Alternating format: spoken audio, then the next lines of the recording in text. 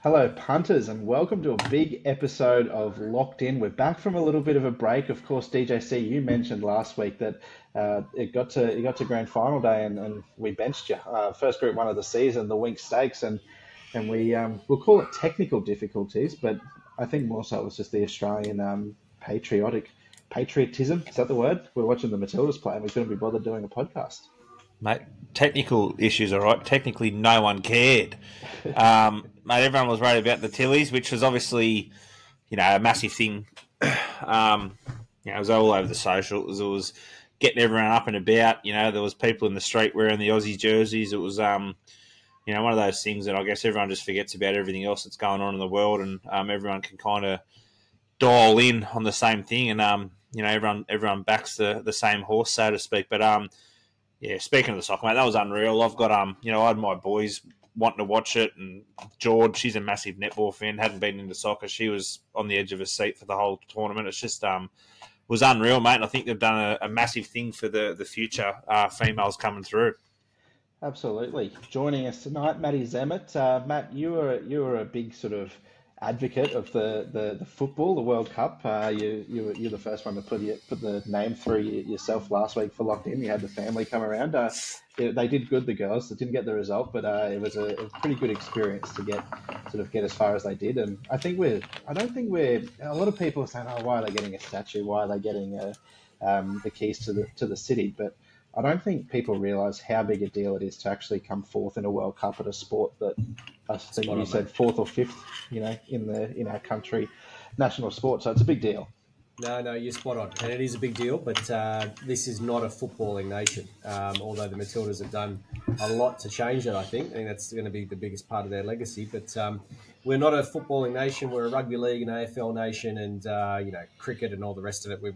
We're blessed for sport options, and there aren't a lot of people here who fully appreciate how big it is to finish fourth in a World Cup, a Women's World Cup, a Men's World Cup. There aren't a handful of nations that turn up, and there aren't only one or two that can possibly win it. There were a dozen of those nations that had legitimate chances and all thought of as more strongly than the Matildas.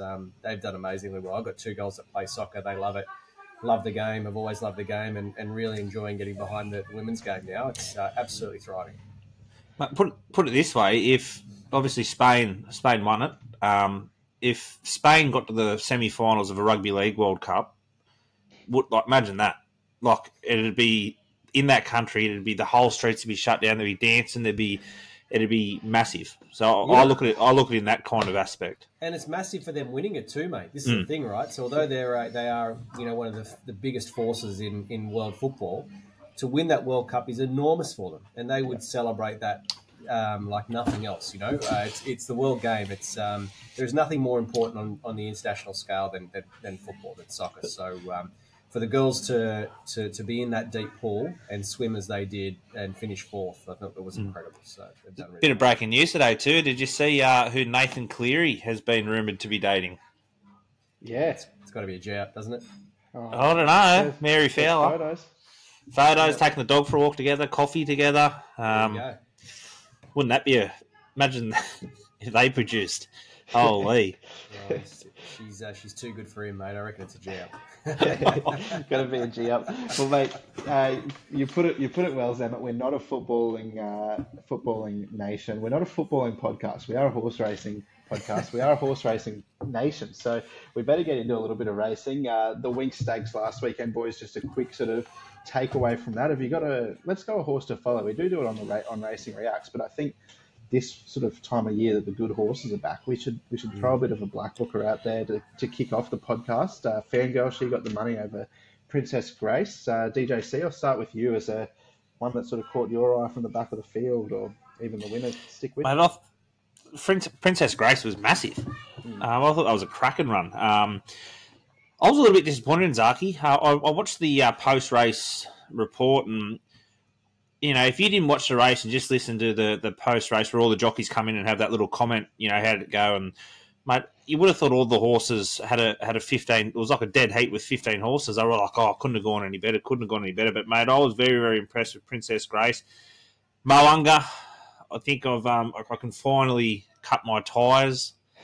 I think. Although we'll back it next start, obviously. He's got a brother now that you can follow, doesn't he? Yeah, what was that? Right. Hey Brounga. Hey, Brounga. Great. Yeah. But, yeah, mate, I thought the Grace was one of the takeaways from that race. Be interested to see where they, I guess, go with that. It could have had a birthday, we don't know. But, yeah, I thought it was very impressive.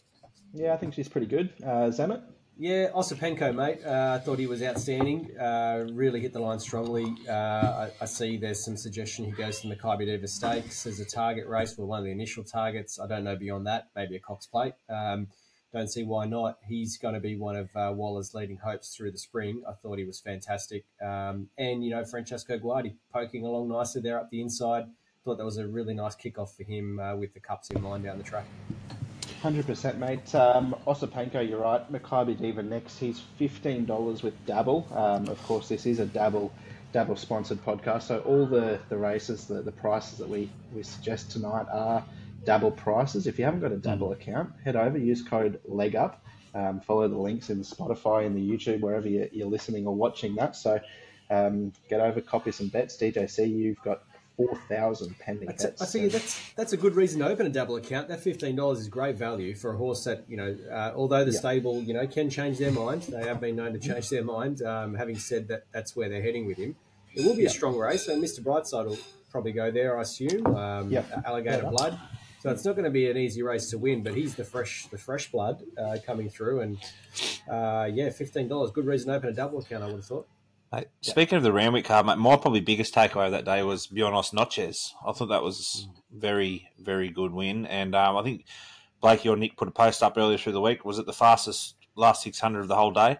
Yep, last 600 of the meeting. So he was hitting his straps. I mean, you'd expect the sprinters to record a quick time like that over the short trips and fresh. They did go a bit slow too, I think, from memory.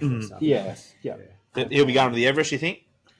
I would say he'd get a slot. There's a bit of fresh blood, like Matt just said about Osipenko in those weight for age ranks. I think that the sprinting ranks probably due for a bit of fresh blood outside of the obvious, obviously. So you can't forget he ran Giga Kick to what I think must have been a nose up the straight one day, and he just didn't go on with it like Giga Kick did, obviously. But was that the one where there was a big protest? That was the start before. He won on protest. I can't think who it was that he knocked off. That was first past the post. Spacewalk. That was it. Yeah, that's right. Good memory, Nick. And then next start he came out and he's run Giga Kick to a nose, and looked like he was going to run past him with 50 metres to go. So he's got ability. Yep, he was good in a Coolmore. He was good in a Newmarket. He was good in a Lightning. So he's a top class sprinter. If he doesn't find his way into an Everest, I'll be stunned. I really will. True. Quick one for you, Nick, mate. What are you going to do? What are you doing to Faulkner Park? I had this discussion in a group chat during the week. I think he's very good. He obviously, the last two starts, track pattern and the barriers have just been against him. But he's been up since May, had that freshen. I would be, if he was mine, this was my message into one of our group chats, was if he was mine, I'd be going to the paddock, pull the pin on the spring and target the Mornington Cup in the autumn and get your Caulfield Cup ticket for the 12 months' time. So I think he's a good horse. I just think he's just been up for such a long time, and these better horses are back now. It's going to be hard to keep winning on that upward trajectory that he's been on. But yeah, he's good. Fair enough. Yep. Let's get stuck into it, boys. So this week, punters, no Group 1s, but we do have a few big 3-year-old races in Sydney. The up-and-coming stakes. The San Domenico last year, Golden Mile resumed in the up-and-coming. I think he ran second to Kibu, so good form race to follow. He, of course, went on and won the Caulfield Guineas. San Domenico, we've seen plenty of Golden Rose winners come through that, so a great couple of races. But, boys, we've go to Rosehill. Race 7 is the first one, the up-and-coming. Just pulling up the prices now there with Dabble. I'd imagine Cabalus is favourite off a little bit of an unlucky run last start. There, James McDonald, Chris Waller, $3.20 there with our good friends. $3.70 second favourite though. Is it? How do you want to say this? Is it Les Vampires or is it Les Vampire? It's not the first one you said, because I watched the race last start when it won, and I was waiting for the bloke, unless the commentators got it completely wrong.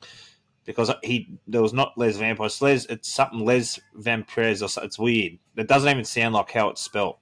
It can't be Les. Surely it's not. It's not Leslie. No, it's got to be. It's got to be Lay. It's got to be Lay. Yeah, but even the last word's not how it's spelled. It's not vampires. No, no, it's not vampires. I'm not sure. We'd have to Google it, but let's call it Lay Vampire. Lay Vampire. Beautiful. $9 Manway, the only son of Kementari on the relatively quick backup off a debut win, and Griff, not to be mistaken with the absolute guzzler Graff, $9 there. So what a horse that was. Yeah, what a horse. Speaking of an Everest, he got an Everest, didn't he? I think he did. Yeah, I don't know how, but he did. He must have been tight. No buzzer this week, but I'm going to keep you on a tight leash. DJC, you kick yourself. 45 seconds. Tell us who you're liking in the up and coming stakes. Well, I don't care what it's called. I'm on big Les Vampires in this race. Mate, first up was green as Shrek's dick, in my opinion. Then was still awesome. I think placed there. Then came out last up and was just far too good for him. There was a big rap on that end cap going into that last start off its previous starts. But Les was just far too good. Timmy Clark jumps on, who rates him very, very well in front. If we can get a positive position early, I think he's going to be very, very hard to peg back. Third up, heaps of improvement from its first two efforts. Hard to beat. Beautiful. A little bit of kibble about him, really. If you go back and look at the profile from 12 months, similar little profile. So I wonder what they call him around the stables. I reckon they might call him Big Les. Oh, surely. Leslie. Matt, who are you liking in the up and coming, mate? Are you with one of the favourites, or have you spied a little bit of value? Look, I agonised a bit over this one, but you might remember I tweeted before Les Vampire's debut. I said, pretty much exactly what you just said there, that there's, that ring of Gay Waterhouse early season 3-year-olds about him as he trialled and led into that debut. And I was all in on debut, and as the big fella said, he was green as grass, and stuck with him because you had to. He was going to take a mountain of improvement out of that race, and we got our just desserts then the next time round. I think he keeps heading down that path and on that upward spiral. I think he's the improver. That's why I stick with him. I tell you what, though, Tom Kitten has been trialling the house down. I cannot believe he touched $16 at some point, and he's back now into $11.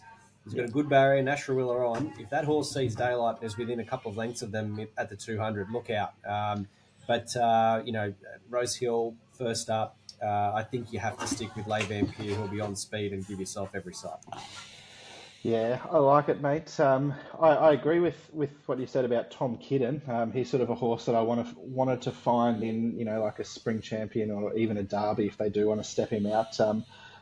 Forget what he's by Harry Angel. So I would say he'll get a trip in time. That spring champion looks a nice race for him. The other one I'm really keen to see back off some good trials is Cafe Millennium. Of course, he put in that really big win on debut. Didn't quite go on with it like we thought he would, but his trials have been good.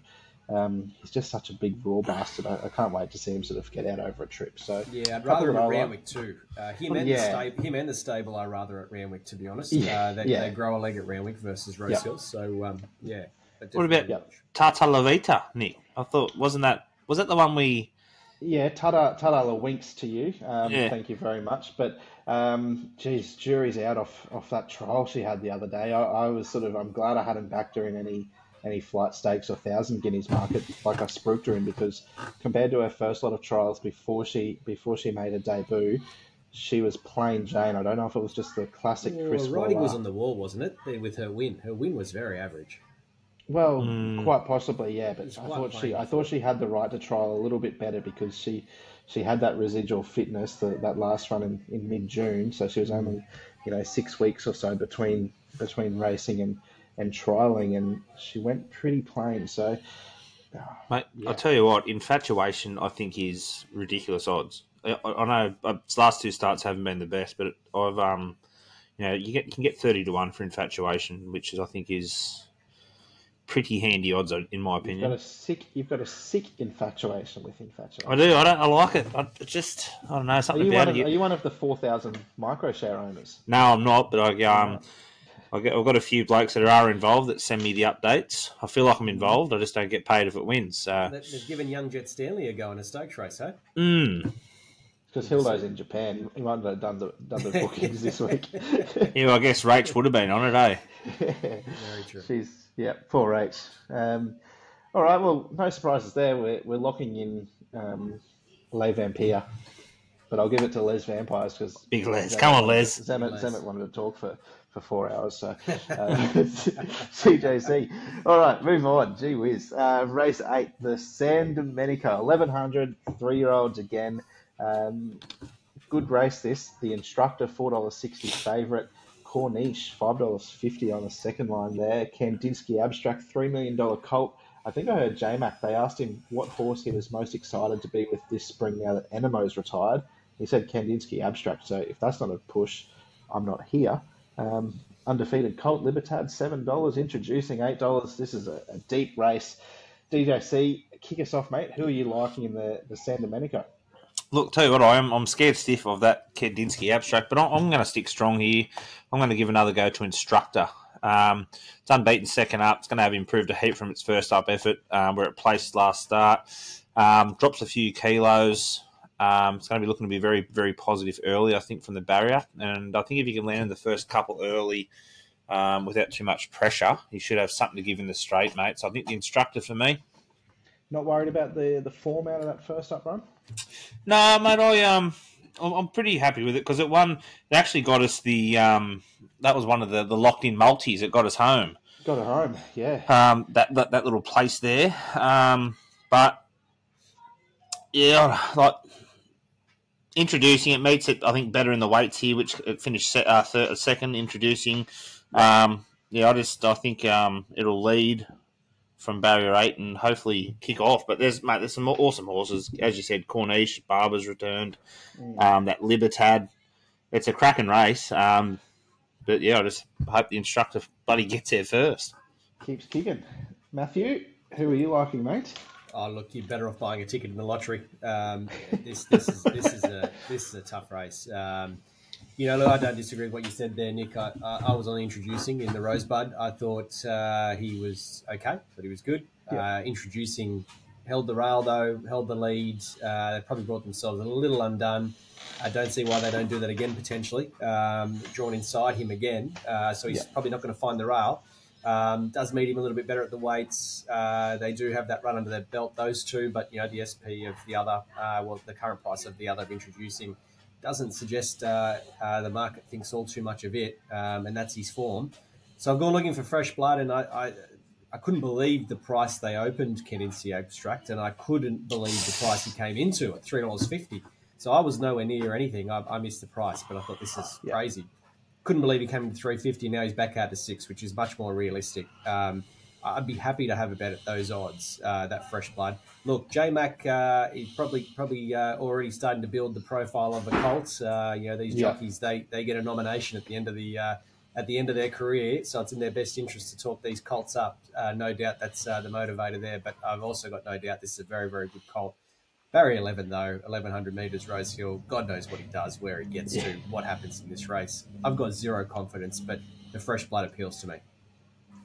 Yep. A little bit disappointed nobody tipped Corniche. I think he could be the sort of colt from the Godolphin barn that really steps up, kind of like what Kalos did a couple of seasons ago, where he really put his name in the picture into that Coolmore. Of course, his last start win, he beat Shinzo, who Shinzo then went on and won back-to-back races, including the Golden Slipper. So I think I'm happy to be with Corniche. But, yeah, in terms of locking one in, I'm more keen on the fresh blood of Kandinsky Abstract than the Instructor. Just that push that J-Mac sort of gave him is a bit sort of enticing. But you're exactly right, mate. I wanted to be with him in the all-in markets. Missed the 11, missed the 6, got into $3.50.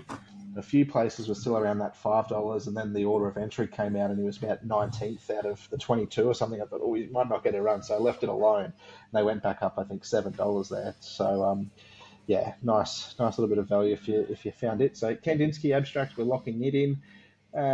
One more to get through, boys. We go to Moonee Valley. No Bella Nipotina, but disappointing. But race 8 at the Valley on Saturday. It's the Carlyon Stakes over 1,000 metres. Omni-Man, $3.20 favourite. Acro Mantua, the Dan and Ben Pierce runner from Perth, $4. Generation, $5.50. Sweet Ride, we got the better of those horses, $7.50 last start. hypothetical $13, double figures the rest. DJC, I know you're a big fan of Omni Man, mate. So are you sticking with the Waterhouse runner? No, I'm not. I'm with Generation here, to be honest. This looks a cracker race from first up. It's tried well, great first up record. I think people might be just forgetting that this horse finished fourth in the Moya Stakes behind Cool and Gatter. It's got form behind Uncommon James, and there's a few people saying that the Moya Stakes, it was couldn't get a run and was pretty unlucky not to be a lot closer to Cool and Gatter. So, as I say, mate, class can take you a long way. I just hope that it gets us past the post first. Generation. Lovely, mate. Matty, are you liking something different, or are you with DJC there on Generation? Going to make it easy for you again, and with the big fella again, Generation here. Look, no enormous confidence, I must say. That barrier is a little scary, and he's got to rediscover his best. But he has jumped out well, as DJC said. He does have good first up form, and he has just acres of class on this field. These are sort of high level benchmark horses really that he's racing here, sort of aspiring to be stakes class horses, and Generation's a real deal. So I do think he deserves to be back in the winner's circle in a race like this, and could well see that happening. I noticed a little bit of a trim up in his price. That's a really good sign midweek, heading into Saturday. So if that money continues to come, expect that to suggest the stable is quite confident they've got him back where he needs to be. Do you think there could be a little bit more of a push as well? He is still an Entire, obviously, so they'd be trying to get as much black type on his page before a stud deal, I assume, maybe at the end of this season.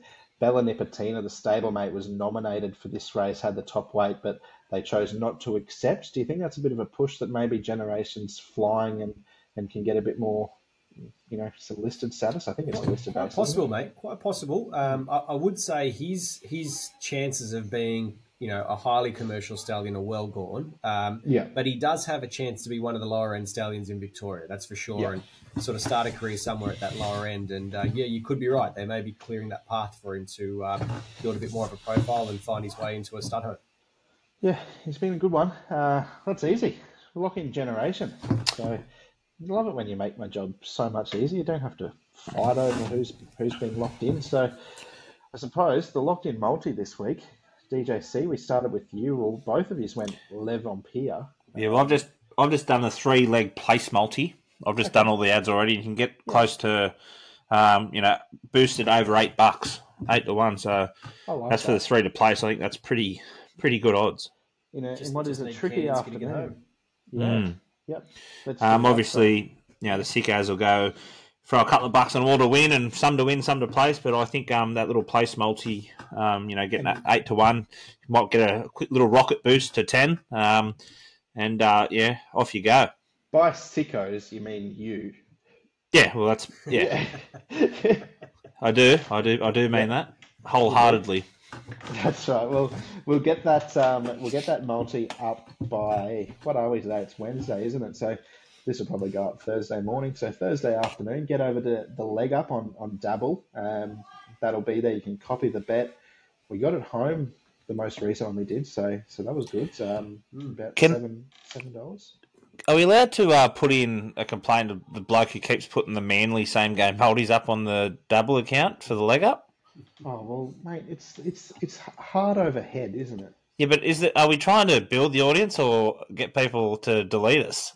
Well, look, I can't talk because I'm putting the storm multis on, and I'm not going to mention the bloke. bloke. I actually thought, I'll be a little bit sort of passive, and I'll tip Parramatta to get within 14, and we blew them out of the water by 40. Like, gee whiz. He's just as bad as that bloke that keeps trying to give us those Collingwood multis. Collingwood tips, I know. Collingwood 1 to 39, bet of the weekend. Pain of my existence at the moment. I keep biting. I'd be an easy fish to catch, I reckon. Hey fellas, what do you reckon about quickly Amur in the first of Moonee Valley? I'm surprised it's not favourite. The Godolphin horse that won the Value last prep. Is it 2 from 2 around the Valley? It is. Unbeaten the track and trip. Yep. Manzier's the favourite. The Seinfeld horse, Manzier. But I thought Amur would be favourite. I was surprised it's not. The Years is in the race as well. Disappointing behind Amur at the back end of the prep. Any thoughts on that race, guys? I haven't had much of a look. I did like both of the two favourites, Amur and Penzias trial. Um, so it'd be interesting to see how they go. But yeah, Amur, like, is Oliver on it? Benny Mellon. Yeah, Ben Mellon. Yeah. I've got a bit of opinion on the South Australian horse in that race, actually, Jewel Bay. Okay. Oh, yes. Zachy Spain. I was hoping they'd bring Kayla over to ride it, but they've got Zachy Spain, Stoke Stable, Barrier 2, good early pace. They'll obviously be trying to lead along with the Years, who will be looking to take up the running from Barrier 3. But super impressive win last night in SA, and they brought it over at $6.50. There's plenty of worse bets than that, I reckon. 100%. There is hopefully a few people listen to the Spring Futures podcast that Sam Blake and I did a few weeks ago. The horse that I tipped in the Oaks at 100 to 1, No Dashy, a few people have got on because it went 100 to 1 into $26 after that podcast went out. But she's first up on Saturday in race 6, had a couple of jump outs, and the horse that sort of franked that form and tied in through legacies and whatnot was Autumn Angel, who won the first at Sandown on Wednesday pretty impressively by a few lengths at around $5, $7. It got out too late. So big watch on No Dashy in race 6 there as well. If you've tailed me in and you're wondering where she's going around, she's first up on Saturday. Very good. Mate, bet of the day, I reckon there's two there over in Moonee Valley. You've got St. Lawrence. I think that's going to be very, very hard to beat. And a horse, I think it's race 3 or 4, Road Brick it's called, which is a bit of a funny one, Road Brick, because it likes to settle off pace, which is obviously can be not ideal at Moonee Valley, but it's last minute. Close last start, wasn't it? It was like it was a bit more forward, but it was a very impressive win at Caulfield, Flemington, I think it was. Flemington, yeah. I had something on it in the Derby off that win, but there is another one that has jumped out like an absolute bomb in that race, El Poder del Sol. Go and watch its jump outs, punters, because it's been well backed in Derby markets as well.